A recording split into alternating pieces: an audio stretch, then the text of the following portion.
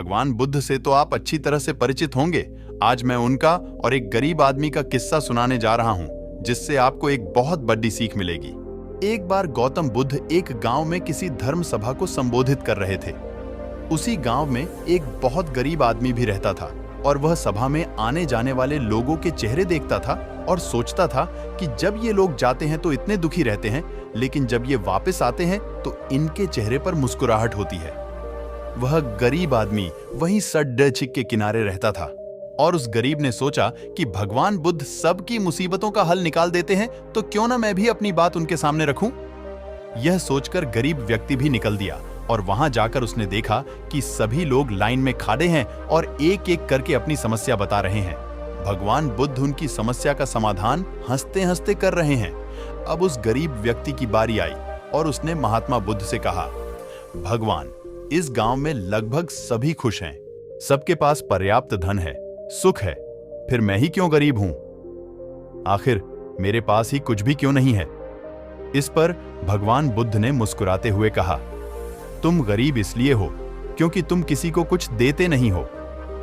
इस बात पर गरीब को बहुत आश्चर्य हुआ और भगवान से बोला, हे भगवान, मेरे पास देने के लिए कुछ भी नहीं है, फिर मैं कैसे किसी को कुछ दे सकता हूं?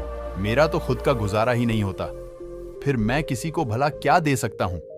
भगवान बुद्ध ने कहा, तुम बहुत अज्ञानी हो, तुम्हारे पास देने के लिए बहुत कुछ है जिसे तुम पहचान नहीं पा रहे। तुम्हारे पास देने के लिए मुस्कुराहट है जिसे तुम लोगों को देकर खुश कर सकते हो। तुम्हारे पास मुंह है, तुम मुंह से 2 मीठे शब्द बोल सकते हो। भगवान ने तुम्हें हाथ पैर दिए हैं जिससे तुम लोगों की मदद कर सकते हो। ईश्वर ने जिसे ये चीजें दी हैं, वह इंसान कभी गरीब नहीं हो सकता। गरीब होना तो सिर्फ तुम्हारा एक भ्रम है, इसे निकाल दो। यह सिर्फ तुम्हारी कल्पना है। इंसान जैसा सोचता है वैसा ही बन जाता है, इसलिए तुम भी ऐसे ही बन गए हो।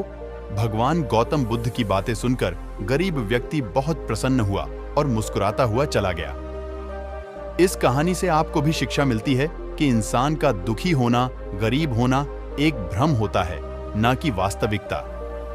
दरअसल आप जैसा सोचते हैं आप वैसे ही बन जाते हैं। आप हमेशा दूसरों की मदद करें, आप कभी दुखी नहीं रहेंगे। दोस्तों, ये थी भगवान बुद्ध और एक गरीब व्यक्ति की कहानी। आपको इस कहानी से निश्चित ही कुछ अच्छा सीखने को मिला होगा। कमेंट में जरूर बताएं कि क्या आप भी अपने आप को गरीब समझते हैं। वीडियो अच्छा लगा हो तो चैनल को सब्सक्राइब जरूर करें।